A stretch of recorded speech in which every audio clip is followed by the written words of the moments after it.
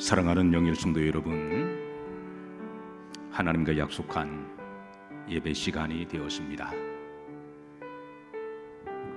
있는 자리에서 다 일어나셔서 우리의 생명의 구주가 되시는 하나님께 임내 찬양 드리십니다.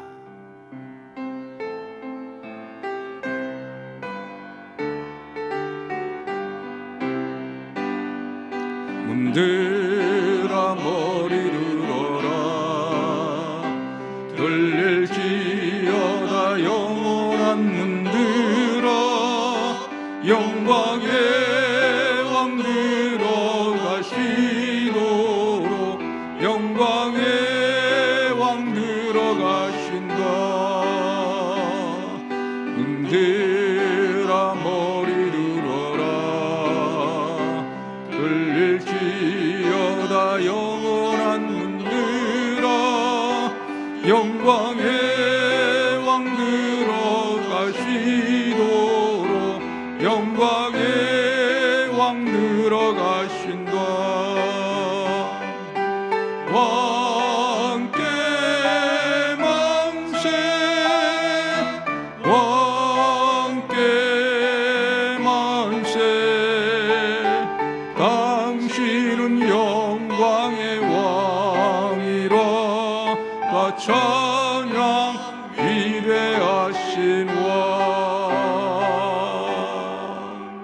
아멘.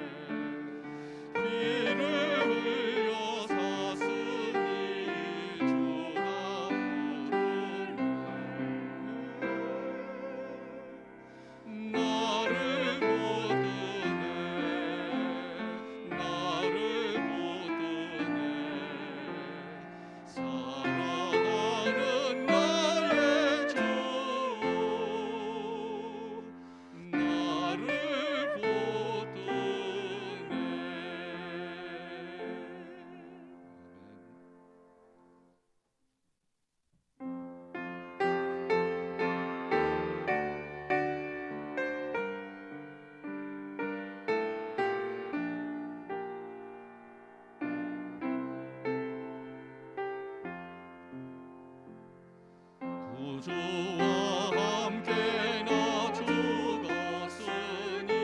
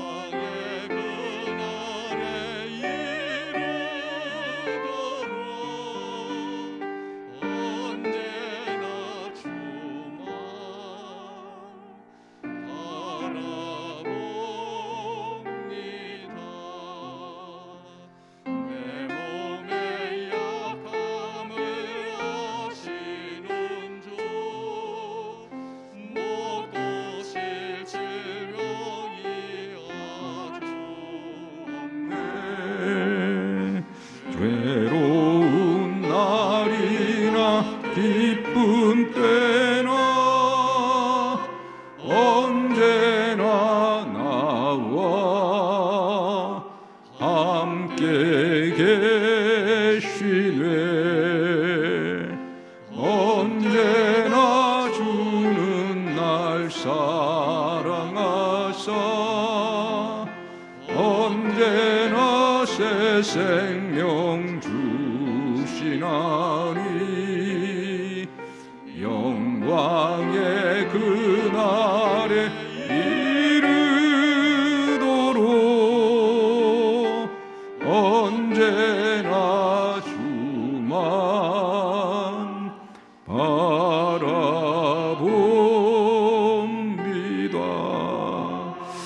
하나님께서 우리 예배를 받아주시기를 신령과 진정한 예배를 위하여 다같이 동성기도하십니다. 하나님 아버지, 언제나 우리를 사랑해 주시고 언제나 새 생명인 성령을 공급해 주시며 언제나 우리의 죄를 사해 주시고 긍휼로 인도해 주심을 감사드립니다. 주의 날 거룩한 성일 다시 하나님께 예배드리는 영광스러운 이 날을 저희들이 허락해 주시고 하나님을 신실하게 사랑하는 믿음의 백성들이 주의 성전에서 또 삶의 자리에서 주님을 바라보며 신령과 진정으로 예배드리게 하심을 감사드립니다. 이 땅에 피로 값죽어서 오신 교회와 또 예수님의 핏값으로 구속해 주신 하나님의 백성과 자녀들을 지켜주시고 보호해 주시고 속전의 값으로 기쁨과 감사로 예배드리는 사랑하는 종들의 믿음의 예배를 받아주시고 하늘문을 열어주옵소서. 모든 영광 하나님께 올려드리오며 우리를 사랑하시고 구원하시는 예수님 이름 받들어 기도하옵나이다. 아멘.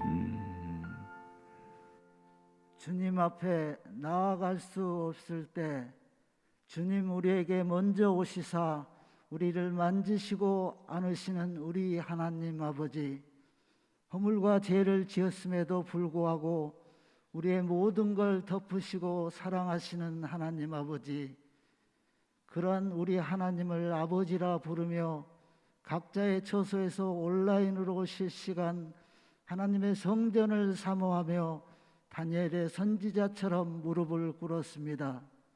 이렇게 드려지는 우리의 이 예배와 찬송과 영광을 받아 주옵시고 홀로 영광 받아 주시옵소서. 그리고 저희는 신령과 진정으로 드리는 참된 예배자가 되게 하여 주시옵소서.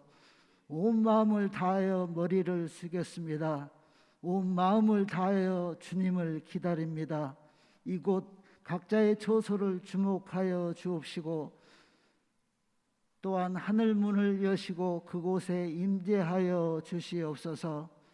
미쁘시고 의로우사 우리의 죄를 자복하고 회개하는 자를 용서하시는 하나님 아버지, 하나님께서 창조하신 에덴 동산과 거기에 사는 모든 식물과 동물이 생육하고 번성하게 하시고 우리로 하여금 잘 다스리게 명하시며 생육하고 번성하여 땅에 충만하라 하셨지만 우리의 욕심과 죄악으로 말미암아 말씀대로 순종하며 잘 다스리지 못하고 땅을 무참히 개발하고 식물과 동물들의 서식지를 피로 이상으로 훼손함으로써 코로나 바이러스라는 무서운 전염병이 창궐하는 사태를 우리 스스로가 자초하게 된 것이라고 학자들은 말을 하고 있습니다. 우매한 우리의 죄를 용서하여 주시옵소서.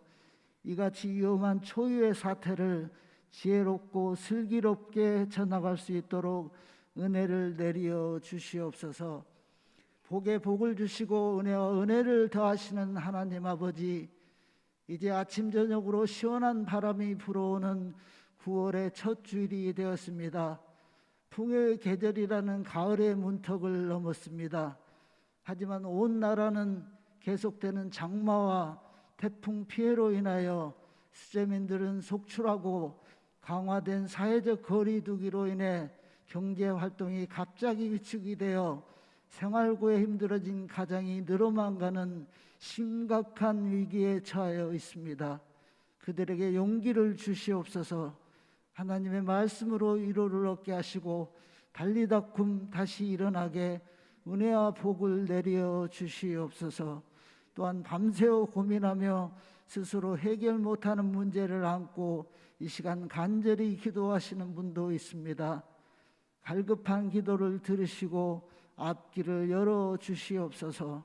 육체 질병으로 고통받는 성도에겐 이 시간 예배 가운데 예수 그리스도의 이름으로 건강이 회복되는 역사가 있게 하옵소서.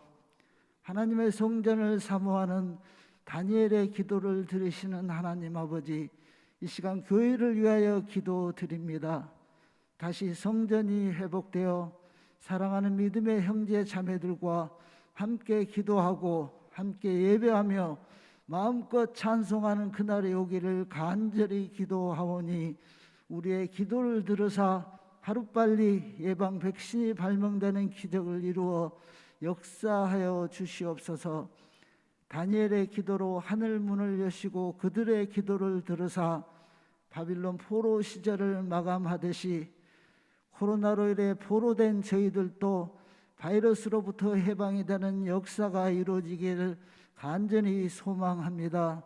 보혜사이신 성령님이시여 도와주시옵소서. 찬양 받으시기에 합당하신 하나님 아버지, 오늘도 온 마음으로 준비한 찬양과 예물도 기뻐 받아 주옵시고 축사하여 주시옵소서. 말씀의 주체가 되신 하나님 아버지, 오늘 또 생명의 말씀을 전하시는 목사님을 건강으로 지켜 주시옵소서. 성령 충만함으로 함께 하시사 주시는 말씀이 마음 깊은 심령에 꺼지지 않는 불꽃이 되게 하여 주시옵소서. 이 모든 말씀을 우리를 죄와 허물에서 구원하신 예수 그리스도의 이름으로 감사하며 기도하옵나이다. 아멘.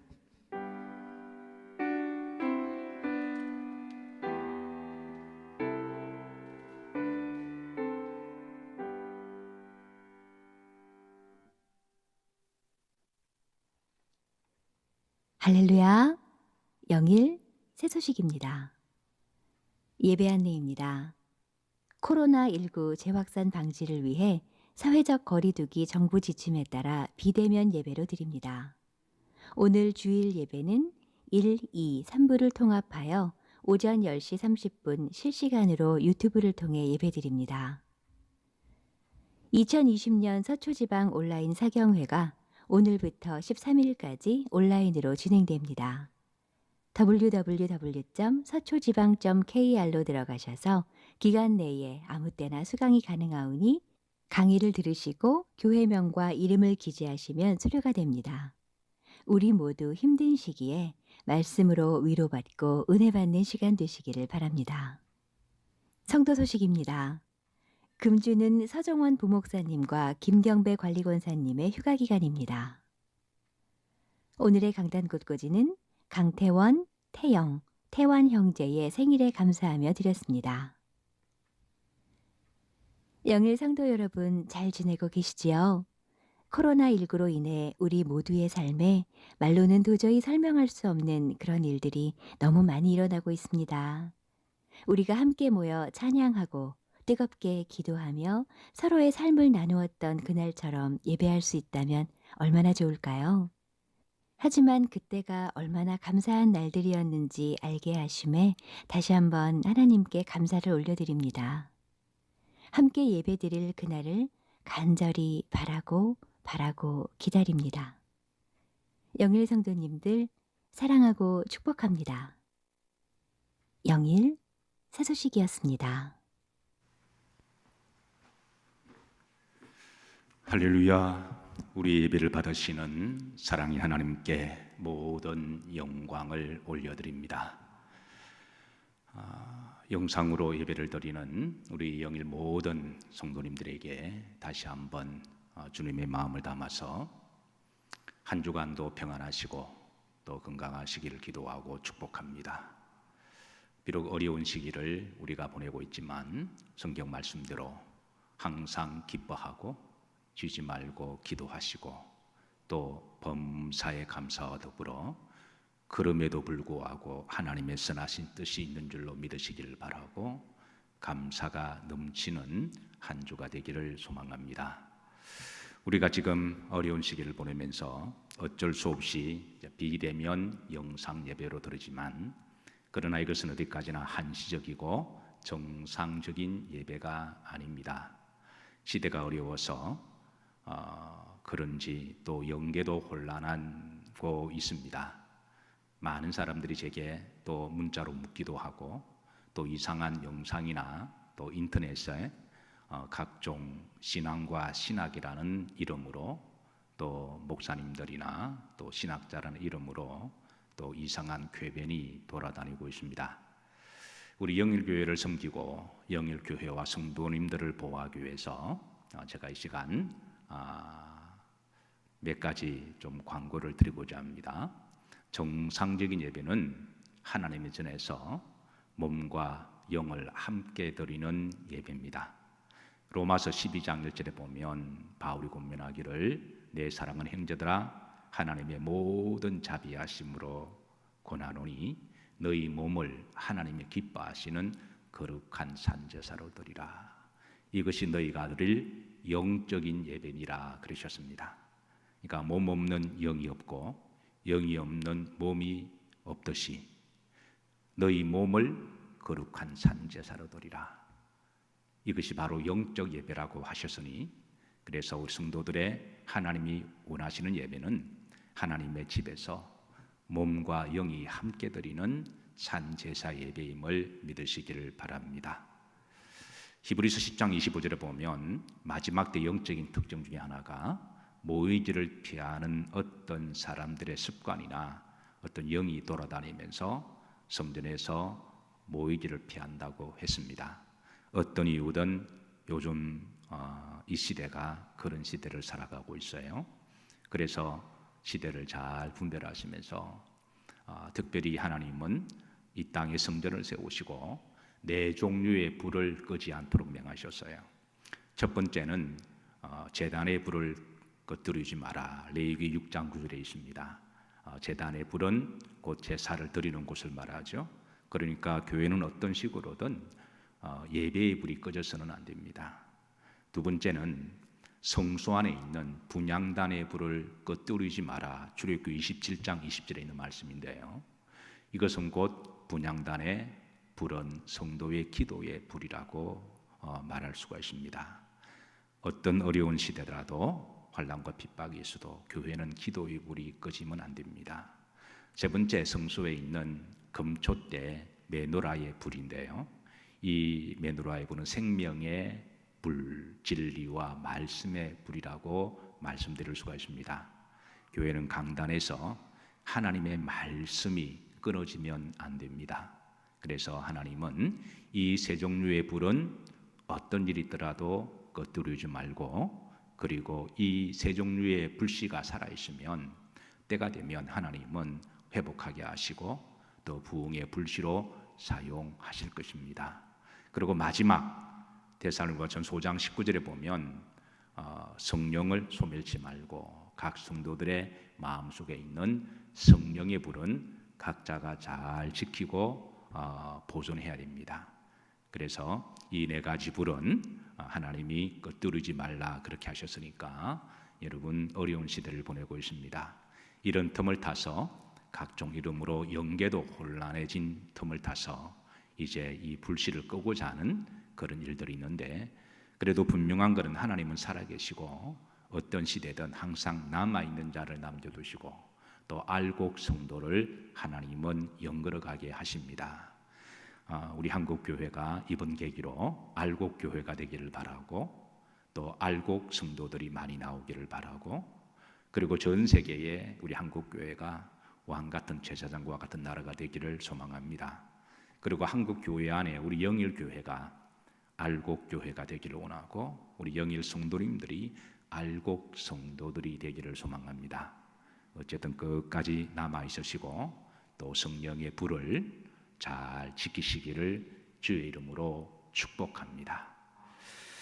자, 이 시간 우리 다 일어나셔서 사도신경 신앙 고백하십니다. 전능하사 천지를 만드신 하나님 아버지를 내가 믿사오며 그 외아들 우리 주 예수 그리스도를 믿사오니 이는 성령으로 잉태하사 동정녀 마리아에게 나시고 본디오 빌라도에게 고난을 받으사 십자가에 못 박혀 죽으시고 장사한 지 사흘 만에 죽은 자 가운데서 다시 살아나시며 하늘에 오르사 전능하신 하나님 우편에 앉아 계시다가 저리로서 산자와 죽은 자를 심판하러 오시리라. 성령을 믿사오며 거룩한 공예와 성도가 서로 교통하는 것과 죄를 사하여 주시는 것과 몸이 다시 사는 것과 영원히 사는 것을 믿사옵나이다. 아멘.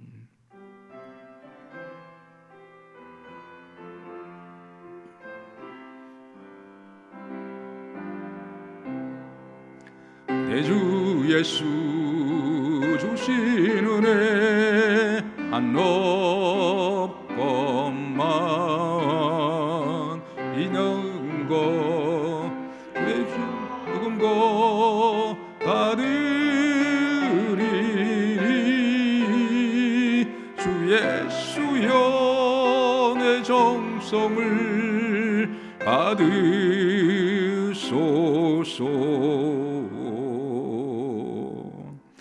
주의 이름으로 비록 두세 사람이 모인다고 할지라도 내가 그곳에 함께하리라.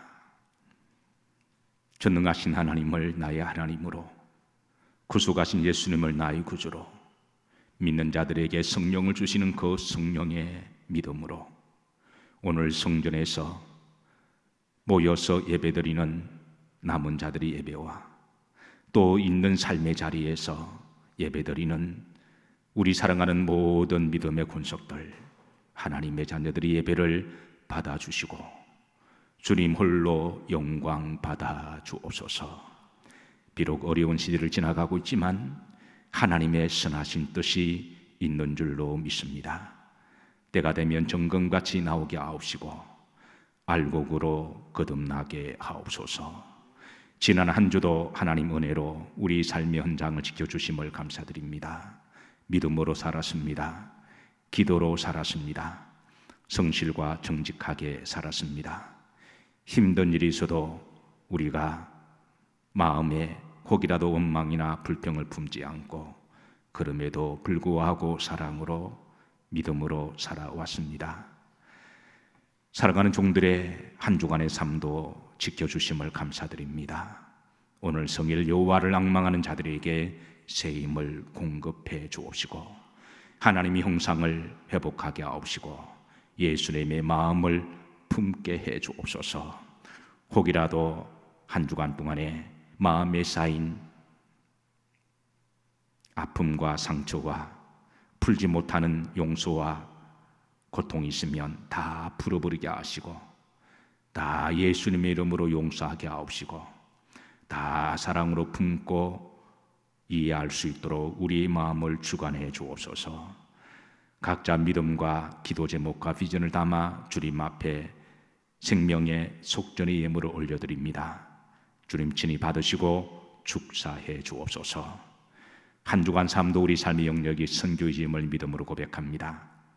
그곳이 어떤 곳이든 어떤 직업이든 하나님 주신 소명의 자리라고 믿음으로 고백하고 선교사적인 사명을 잘 감당하기 위해서 하나님 어떤 이에게는 건강이 필요하고 어떤 이에게는 평안이 필요하고 어떤 이에게는 담대함이 필요하고 어떤 이에게는 지혜가 필요하고 어떤 이에게는 물질이 필요하고 어떤 사람에게는 동력자가 필요합니다.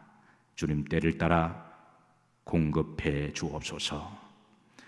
또한 우리 믿음의 권속들 중에 육체의 질병으로 또 마음이 여러 가지 어려움을 겪는 분들이 계십니다. 긍휼히 여겨주시고 친히 신방하여 주시고 안수해 주시고 위로해 주옵소서. 우리의 예배를 기쁘시게 받으시는 우리의 사랑의 예수 그리스도 이름으로 축복하며 기도하옵나이다. 아멘.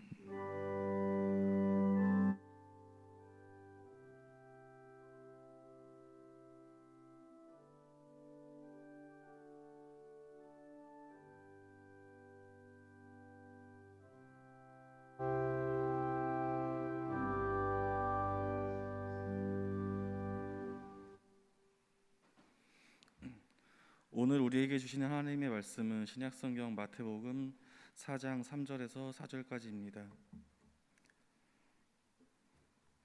시험하는 자가 예수께 나와서 이르되 네가 만일 하나님의 아들이거든 명하여 이 돌들로 떡덩이가 되게 하라. 예수께서 대답하여 이르시되 기록되었으니 사람이 떡으로만 살 것이 아니요 하나님의 입으로부터 나오는 모든 말씀으로 살 것이라 하였느니라 하시니. 이상은 하나님의 말씀입니다.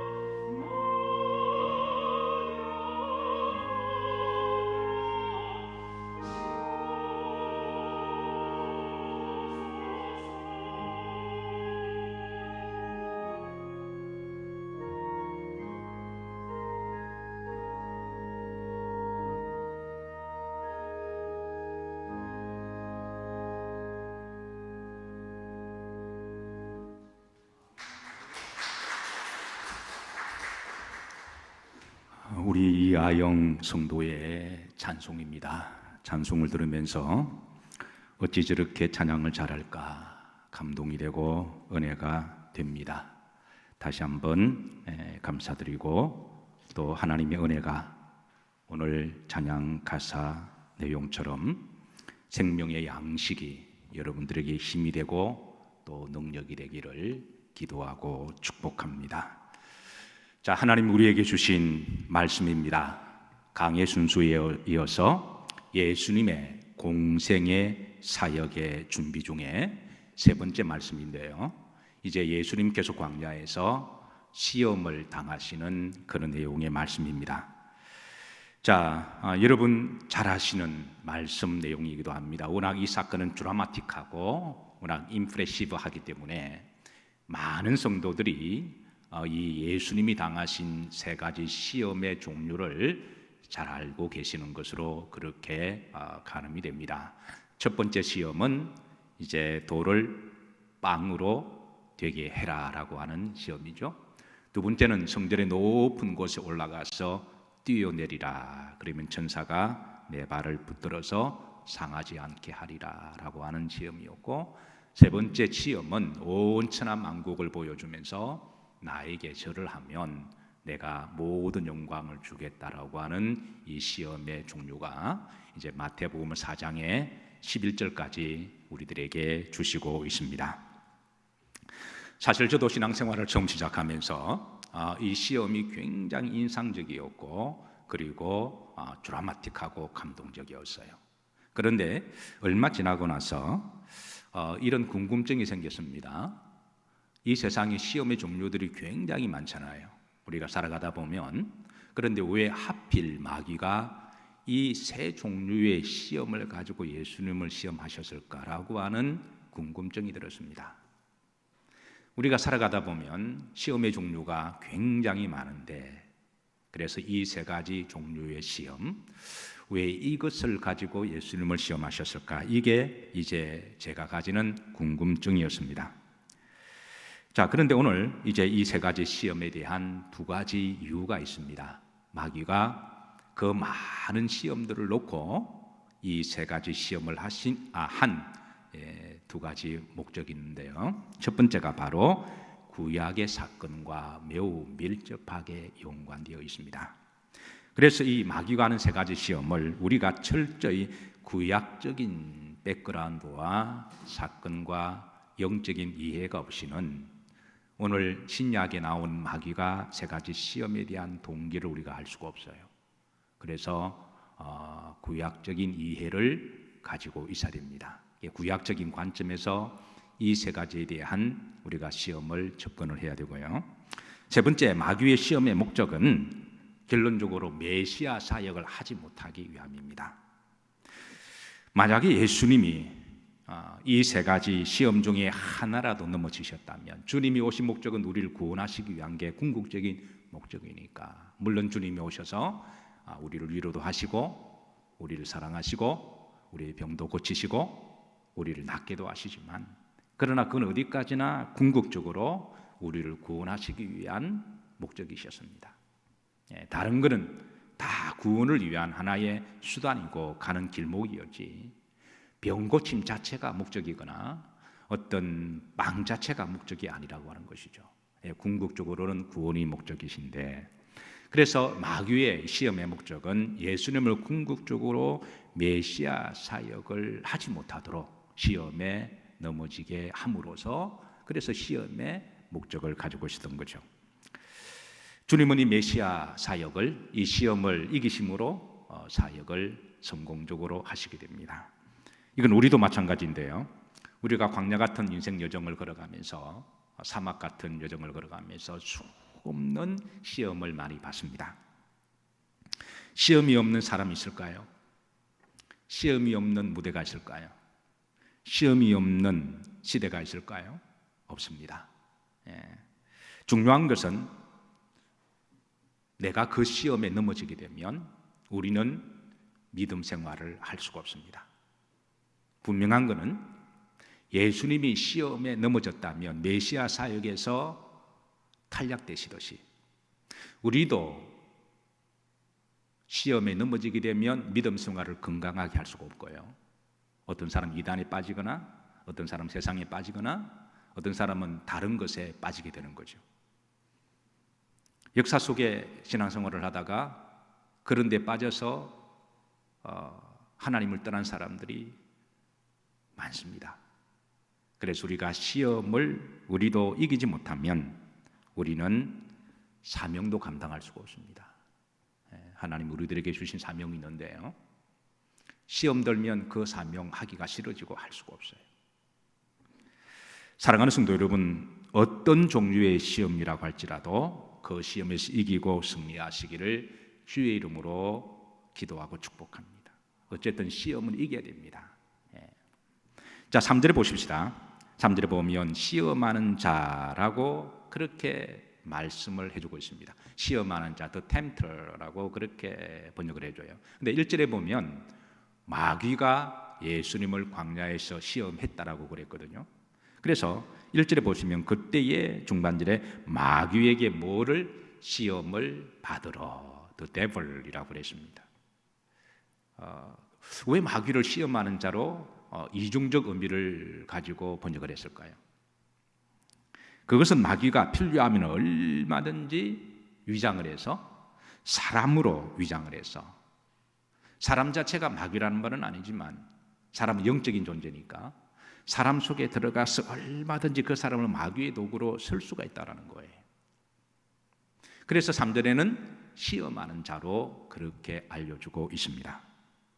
바울은 고린도후서 11장 14절 보면 마귀는 필요하면 자기를 광명한 천사로 위장할 수도 있다. 이단들의 교주를 보면 천사처럼 쇼맨십을 합니다. 어떤 경우는 이벤트를 만들어서 하늘에서 이렇게 뭐 스모킹 같은 걸 올려가지고, 옛날에 박태선 씨가 그랬거든요. 강단에서 와이어주를 만들어서 그렇게 타고 내려옴으로 마치 하늘에서 강림하는 것처럼. 얼마든지 사탄도 자기를 광명한 천사라고 가정하는 것은 어떤 일이 아니라 이상한 일이 아니다. 이거는 영계에서 그럴 수도 있음을 성경은 말씀해주고 있는 거죠. 마귀는 필요하다면 짐승의 껍데기도 이용을 하는데요. 에덴 동산에 뱀의 형상 속에 들어가서 그렇게 해서 아담과 하와를 유혹했잖아요. 마귀는 필요하면 심지어 믿는 사람들까지라도, 제자까지라도, 목사까지라도 이용할 수가 있습니다. 요한복음 13장 2절에 보면 마귀가 벌써 시몬의 아들 가룟 유다의 마음에 예수를 팔려는 무엇을 넣었다? 생각을 넣었다라는 거예요. 요즘 어려운 시기를 지나가고 있습니다. 모두가 다 어려운 시기를 지나가. 이럴 때 오히려 더 어떤 목사라는 타이틀을 가지고, 신학자라는 타이틀을 가지고 마치 비대면 예배가 정상인 것처럼 그렇게 이렇게 글을 올리거나 말을 하시는 분들을 보면 평신도들은 저분이 목사니까, 신학자니까 저분이 말이 옳겠다라고 흔들리는 분들이 많이 계십니다. 얼마든지 마귀는 필요하면 예수님의 제자 유다까지의 마음에 들어가서도 예수님을 팔려는 생각을 집어넣고 결국은 팔았잖아요. 그래서 바울은 일어선 자는 넘어질 것을 조심해라. 고린도전서 10장 12절에 그런 적 선 줄로 생각하면, 우리가 믿음으로 바로 선다는 것은 참으로 존경받을 만한 일이고 귀한 일입니다. 기도로 서는 것, 예배로 서는 것, 헌신과 사명으로 서는 것, 직분자로 서는 것, 이게 우리가 선다는 건 얼마나 복된 일이고 좋은 거예요. 그런데 선자는 뭐 할 것을 늘 깨어있고 조심하라는 거예요. 넘어질 것을, 시험될 것을 조심하고 기도하라고 하는 거죠. 왜냐하면 마귀가 얼마든지 그렇게 예수님까지도 시험했으니까 하물며 저와 여러분들은 말할 것은 없는 거죠. 그래서 중요한 것은 예수님께서 시험을 이기셨습니다. 이기심으로 메시아 사역을 감당하셨듯이 우리도 한 시대를 살아가면 우리가 끝까지 천국 가기 위해서, 또 나그네 여정에서 믿음 생활을 승리하기 위해서 예측지 못한 여러 가지 시험을 우리가 늘 깨어 있으시면서 분별하시고 이기시기를, 어쨌든 시험은 이겨야 됩니다. 이기시기를 주의 이름으로 축복합니다. 자, 마귀의 시험의 전략입니다. 3절에 보시면 시험하는 자가 예수님께 나와서 이르되 내가 만일 하나님의 아들이든 명하여 이 돌들로 못되게 하라. 떡덩이, 원래는 이제 빵입니다. 빵입니다. 자, 첫 번째 마귀의 시험의 전략은 예수님이 가장 힘들고 외롭고 지치실 때에 그때 시험을 해요. 기가 막힌 타이밍이 나타나서 예수님이 40일 동안 금식을 하셨으니까, 또 광야는 얼마나 외롭고 힘든 곳입니까? 우리가 흔히 광야를 와일드네스라고 번역합니다. 사막을 데절트라고 번역하죠. 그런데 와일드네스는 아주 거친 곳을 말하잖아요. 사람이 살기가 너무 힘든 곳, 아주 와일드네스. 거기에는 사람이 살 수가 없는 짐승들만 살아가는 곳. 그래서 우리는 그곳을 광야라고 번역하는데요. 그곳에서 40일을 금식하셨으니까 아마 우리 믿음의 성도님들 중에 금식을 하신 분들도 들어 계실 거예요. 한평생 금식 한 번도 안 한 분은 한 분도 없으리라고 저는 생각합니다. 40일은 못해도 뭐 그래도 20일, 보름, 열흘, 3일, 뭐 하루 정도는 금식인가요? 어쨌든 그래 금식을 하다가 그 금식으로 인해서 우리가 음식에 대한 유혹, 그게 3일, 일주일 지나고 나면 얼마나 힘들고 어려울까요? 어떤 분은 금식을 하다가 배가 너무 고프셔서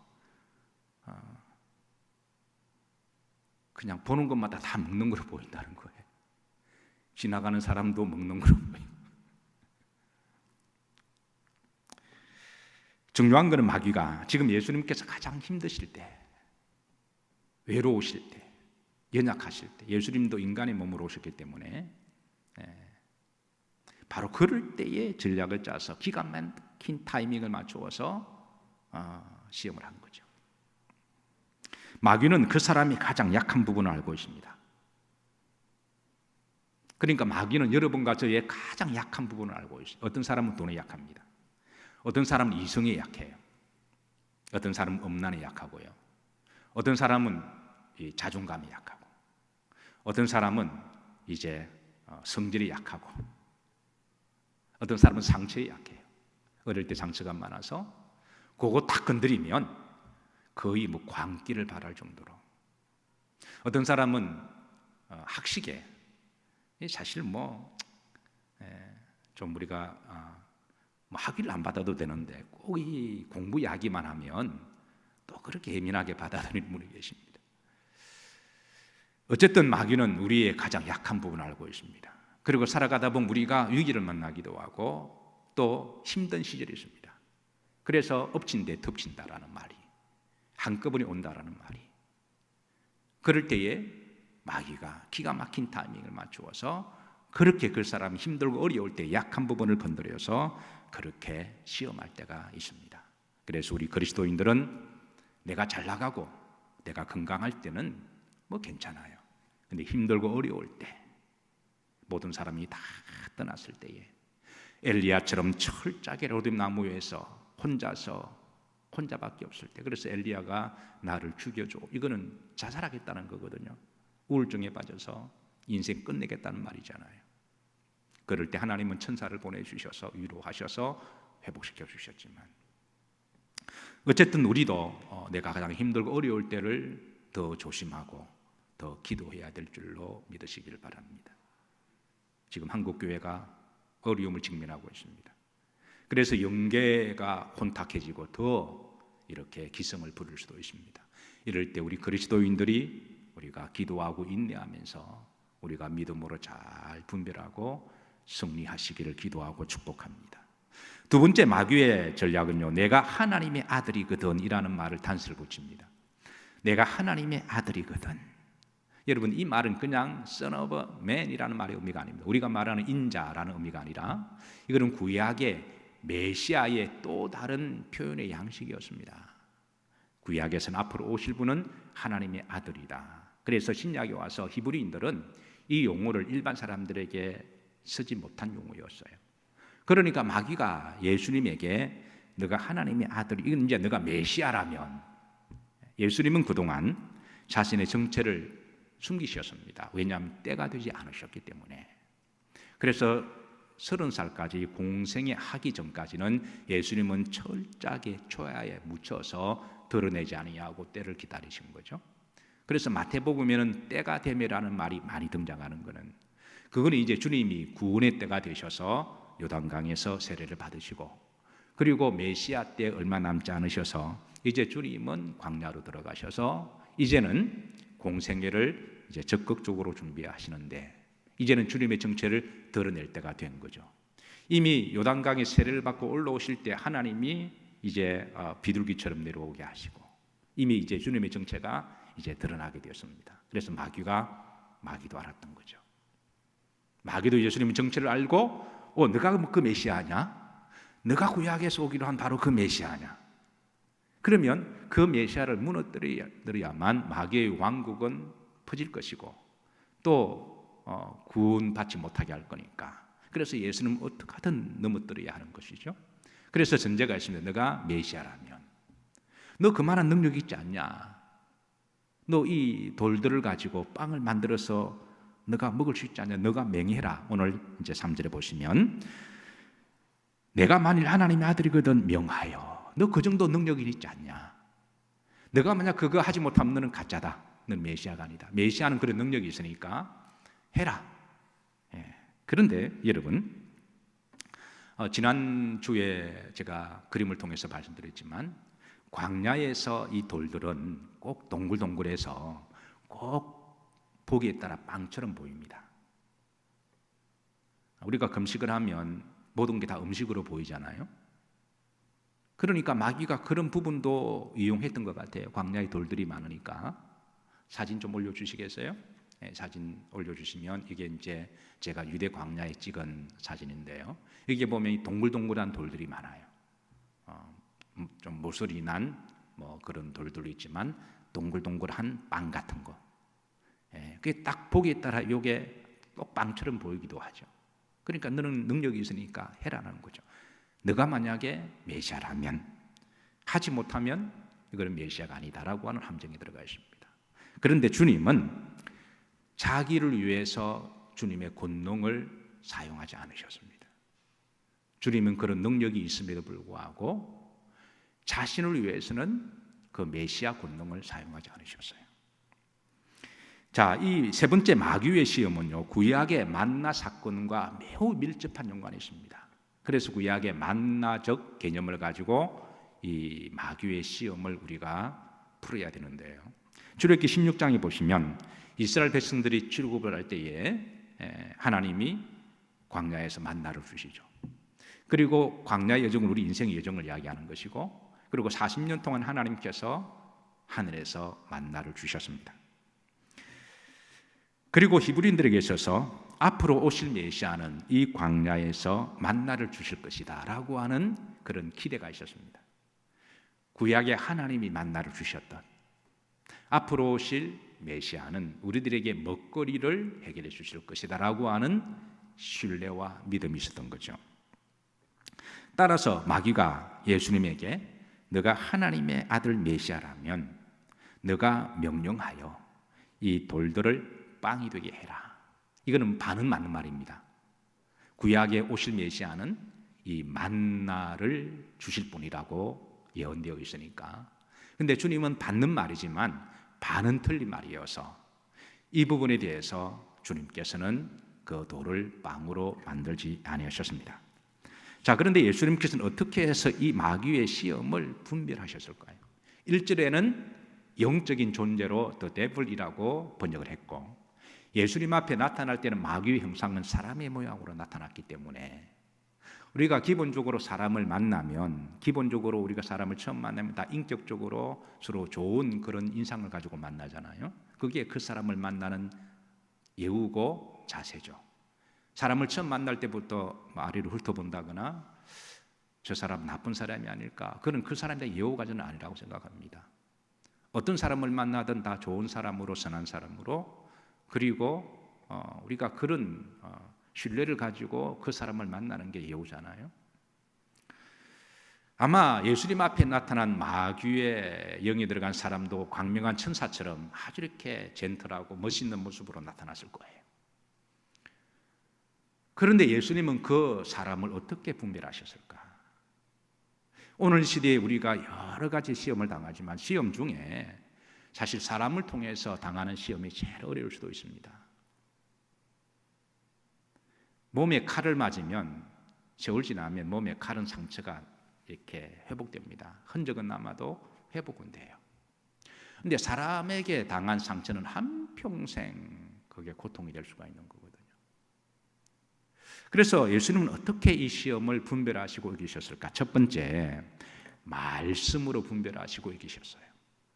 신명기 8장 3절에 보시면 자, 너를 낮추시며 너를 줄이게 하시며 또 너도 알지 못하며 내 열조도 알지 못하던 만나를 내게 먹이신 것은, 자, 이제 하나님이 만나를 주셨죠. 그러면서 사람이 무엇으로만 사는 것이 아니요 떡으로만 사는 것이 아니요 하나님의 입에서 나오는 모든 말씀으로 사는 줄을.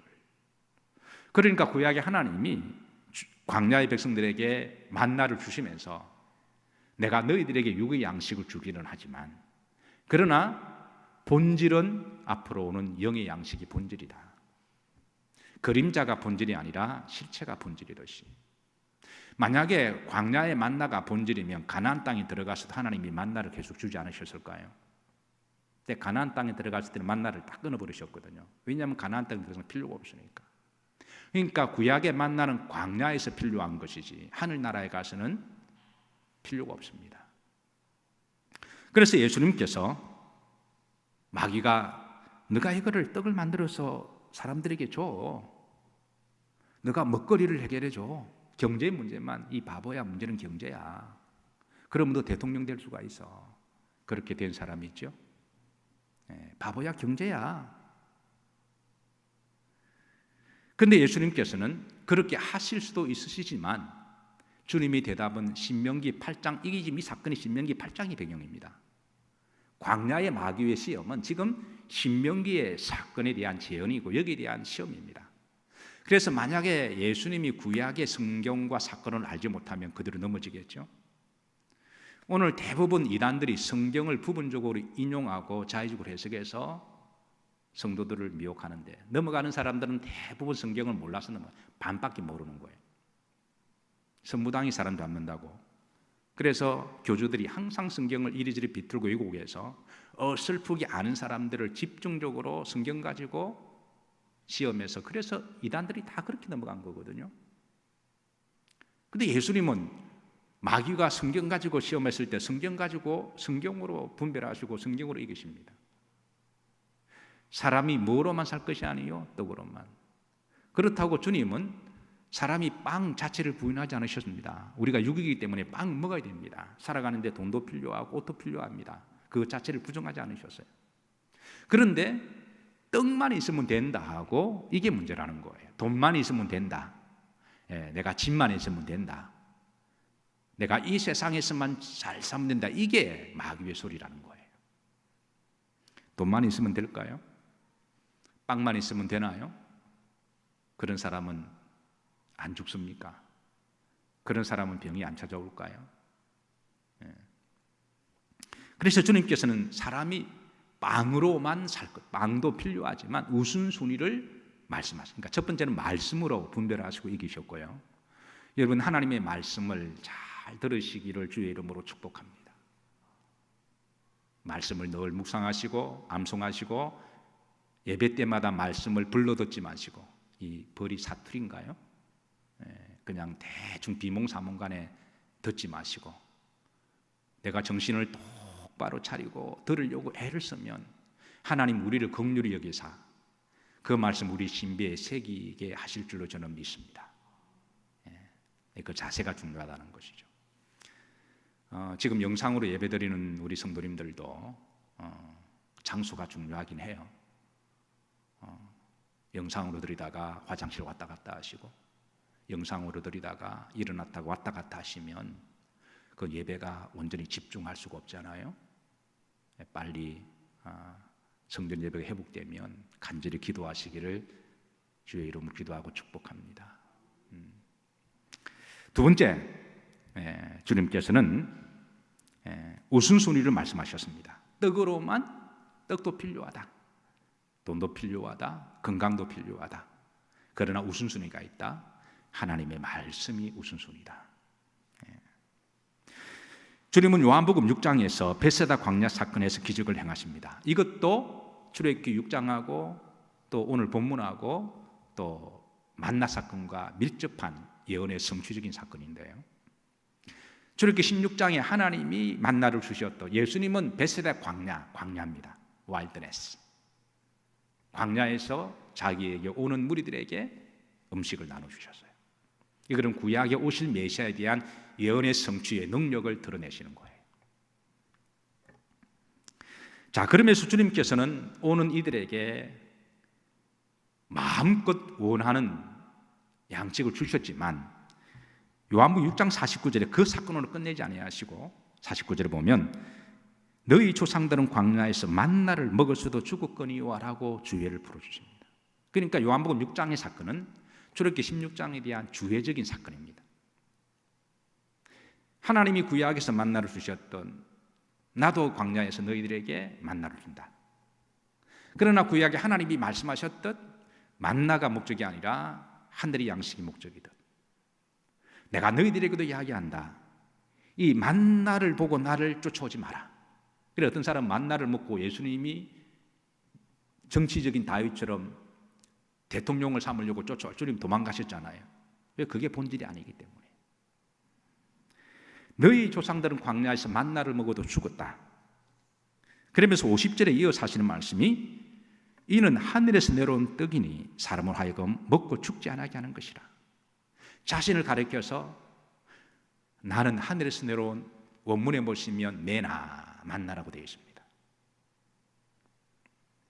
나는 하늘에서 내려온 살아있는 뭐다? 떡이니 빵이니.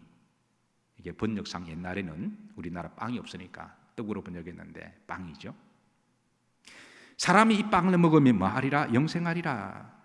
내가 너에게 줄 것은 세상의 생명을 위한 내 몸이다, 내 빨이다. 사실 이스라엘 백성들은 오실 메시아는 정치적인 메시아를 기대했습니다. 저들은 구약에서 하나님이 말씀하시는 메시아를 반밖에 몰랐던 거예요. 그 반의 메시아가 다윗과 같은 정치적인 메시아.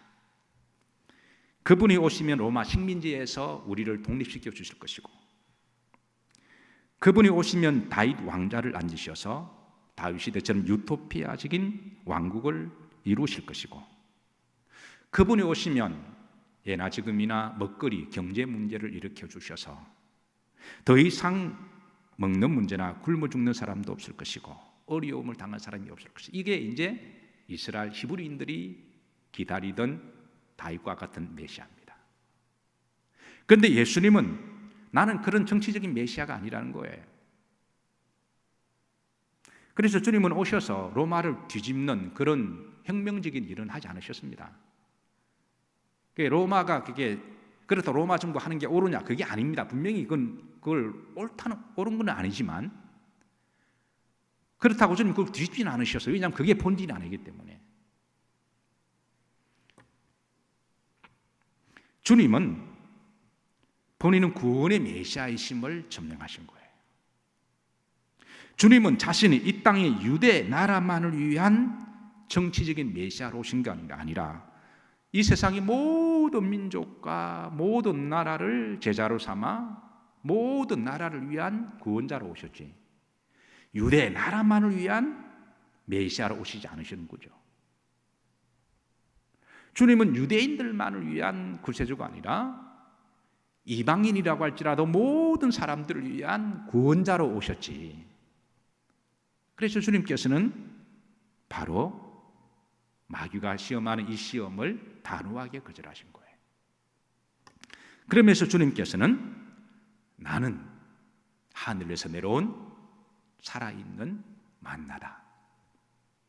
너희 조상들은 구약의 육의 양식을 먹었고 죽었다.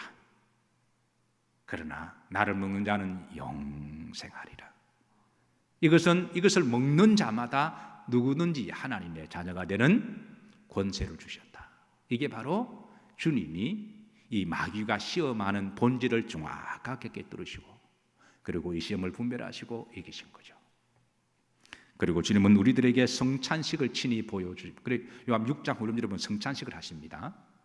성찬식을 하시면서 이제 그 전병을 만나로, 그리고 피를 포도즙으로 비유하시면서 이것을 기념하라. 이것을 행할 때마다 이 영적인 의식도 기념하고, 그리고 내 살을 먹고 내 피를 마시면서 내가 너희 안에 들어가서 사는 것처럼, 성육신한 것처럼 너희도 세상에서 작은 예수들이 되어서 성육신하는 삶을 살아서 너희들도 세상 사람들에게 구원의 통로가 되고 복음의 통로가 되라고 우리를 세상에 파송한 것 아니십니까? 사랑하는 성도 여러분, 거룩한 성일입니다. 말씀을 정리합니다. 우리가 살아가면서 여러 가지 시험이 많지만 결론적으로 시험은 뭐 해야 된다? 이겨야 된다. 꼭 기억하시고, 그리고 그 시험을 어떻게 분별하느냐? 말씀으로 분별하시기를 주의 이름으로 축복합니다. 그리고 시험 승리하셔서 여러분 기도로 일어선 자들은 계속 기도 사명 감당하시고, 또 물질로 일어선 자들은 물질 사명 계속 감당하시고, 또 은사로 일어선 분들은 오늘 우리 야영 성도 얼마나 하나님 좋은 은사를 주셨어요. 각종 은사를 주신 분들은 은사로 계속 서셔서, 그러나 시험 있을 것을 반드시 예측하시고 잘 승리하셔서, 그리고 우리들에게 주신 영의 양식을 귀하게 여기시고 육적으로도 건강하시고, 그리고 믿음으로 승리하시고, 한 주도 너무 염려 걱정하지 마시고 주님이 함께 하시고, 그리고 곧 이 어려운 시기는 저는 지나갈 줄로 믿습니다. 하나님이 회복시켜 주실 때에 성도들이 가슴속에 있는 성령의 불씨와 제단의 불씨를 하나님은 활활 다루게 하셔서 다시 하나님의 놀라운 역사가 일어날 줄로 믿으시길 바라고, 우리 영일 모든 성도님들 한 주도 평안하시고 승리하시기를 주의 이름으로 축복합니다. 우리 찬송가 382장 너 근심 걱정 말아라, 우리 찬양 들으시고 오늘 주신 말씀 붙들고 다 같이 결단의 기도 통성으로 드리도록 합니다. 우리 그 자리에서 다 일어나셔서 우리 찬양하시고 기도합니다.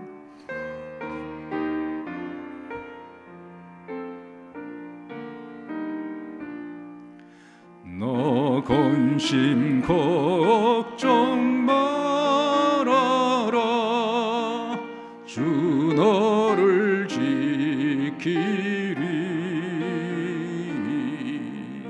주 날개 밑에 거하라,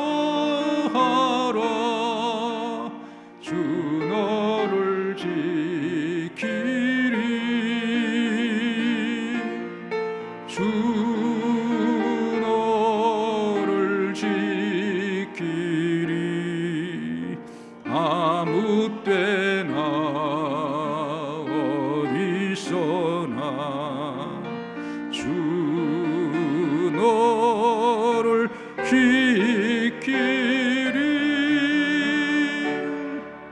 늘 지켜주시리. 우리 주신 말씀 붙들고 다 같이 통성으로 기도합니다. 하나님 아버지, 거룩한 성일 주의 성전에서 또 내 삶의 자리에서 이 날을 기억하고 하나님과 약속한 시간에 거룩한 성일 예배드리는 이 땅의 신실한 모든 성도들의 예배를 받아주시고 하나님 영광 받아주심을 감사를 드립니다. 하나님 아버지, 말씀을 받았습니다.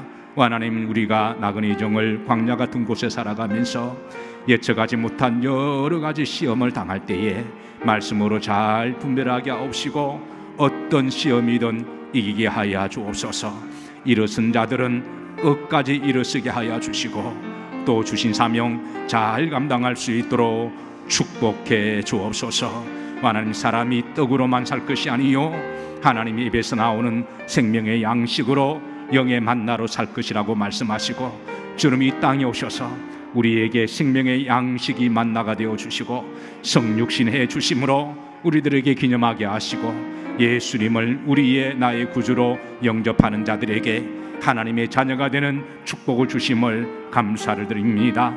나그네 여정에서 하나님 그 영의 양식으로 우리가 배부르게 하여 주시고 강하고 담대하게 하시고 평안하게 하여 주시고 잠시 살아가는 여정 가운데 주신 사명 잘 감당할 수 있도록 선교사적인 삶을 살아갈 수 있도록 인도해 주옵소서.